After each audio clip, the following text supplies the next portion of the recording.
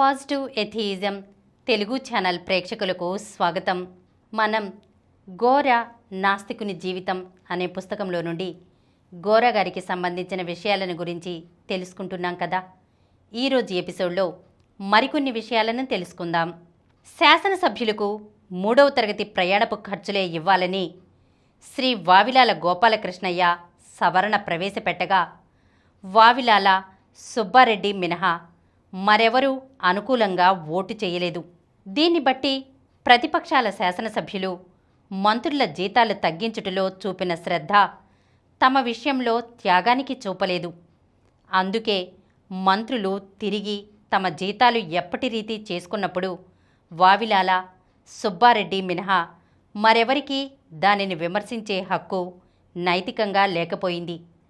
అదే రోజులలో కర్నూలు జిల్లా కరివెనలో ఈనాం భూముల సాగుదారుల హక్కులకై పిఎన్పి వారు సత్యాగ్రహం ప్రారంభించారు. అందు వారు అందరి సహకారాన్ని అర్థించారు. గోరా ఆ సత్యాగ్రహాన్ని పూర్తిగా బలపరచడమే కాక సరస్వతి గారు ఆ సత్యాగ్రహంలో స్త్రీల జట్టుకు నాయకత్వం వహించి 5 నెలల జైలు శిక్ష అనుభవించారు. ఇలా ఉద్యమం ముందుకు సాగుతూ ఉండగా 1954 నాటికి శ్రీయుతులు శ్రీవికే రావు, కొర్రపాటి పట్టాభిరామయ్య కూడా శాసనసభ్యులుగా త్యాగంతో 3వ తరగతి ప్రయాణపు ఖర్చులనే తీసుకొనుటకు నిర్ణయించి ఆదర్శంగా ముందుకు వచ్చారు. దీంతో ఉద్యమాన్ని ఇంకా విస్తృతం చేయుటకు అందరూ సంయుక్తంగా పూనుకుని కాకినాడలో 1954 ఆగస్టు 21, 22 తేదీలలో ఐక్య ప్రజా ఉద్యమ మహాసభలు జరిపారు. ఈ సభలకు గోరా అధ్యక్షత వహించారు. ఈ ఐక్య ప్రజా ఉద్యమ వేదిక వివిధ రాజకీయ భావాలు కలిగిన వారు కూడా కార్యక్రమంలో ఐక్యంగా కలిసి కృషి చేయుటకు చక్కని వాతావరణాన్ని నిర్మించింది.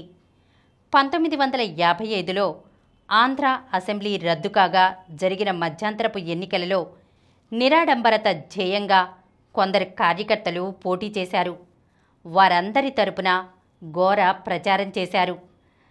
1952లో అఖిల భారత స్థాయిలో ఏర్పడిన ఆర్థిక సమతా మండలి శ్రీ కుమరప్పకు పక్షవాతం రావడం వల్లను కొంతమంది ముఖ్యులు భూదాన ఉద్యమాన్ని తమ తమ రాష్ట్రాలలో నిమగ్నులగుట చేతను హెచ్చుగా ముందుకు సాగలేదు.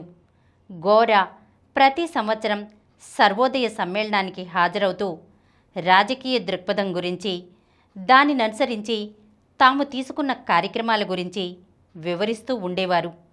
1953-55 మధ్య వినోబా తన భూదాన పర్యటనలో బీహార్ రాష్ట్రంలో ఉన్నప్పుడు ఆ ఉద్యమంలో జయప్రకాష్ నారాయణ్, రాజకీయ దృష్టిగల ప్రజా సోషలిస్ట్ పార్టీ కార్యకర్తలు అధికంగా పాల్గొనుటచే కొంత విప్లవాత్మక పరిణామం కలిగింది. బీహార్లో కౌలుదారులను భూముల నుంచి భూస్వాములు తొలగించగా భూదాన కార్యకర్తలు దీనికి వ్యతిరేకంగా పెద్దపెట్టున సత్యాగ్రహాలు జరిపారు. 1955 అక్టోబర్లో తన ఒరిస్సా పర్యటనాంతరం వినోబా ఆంధ్ర రానున్నారు. ఆ సమయంలో సేవాగ్రామ్కు చెందిన ప్రభాకర్జీ గోరా భూదాన ఉద్యమంలో చేరి సహకరించాలని, తన కార్యక్రమాలకు భూదాన కార్యకర్తల్లో అధిక భాగం సన్నిహితంగా ఉంటారు కనుక గోరా వారితో కలిసి పనిచేస్తూ నిర్మాణ కార్యక్రమం, రాజకీయ కార్యక్రమం జంటగా సాగుటకు తోడ్పడవచ్చునని ప్రభాకర్జీ ప్రయత్నించారు. గోరా వినోబాను కలుసుకుని సంభాషించారు. ఆ తర్వాత 1955 మేలో భూదాన ఉద్యమంతో సహకరించి పనిచేయుటకు గోరా గారు నిశ్చయించుకున్నారు.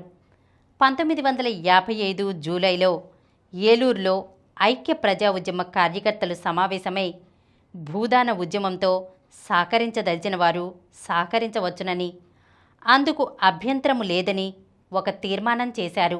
ఈ నిర్ణయం గోరా దేశవ్యాపితంగా తన భావాలు స్పష్టం చేయుటకు నాంది అయింది.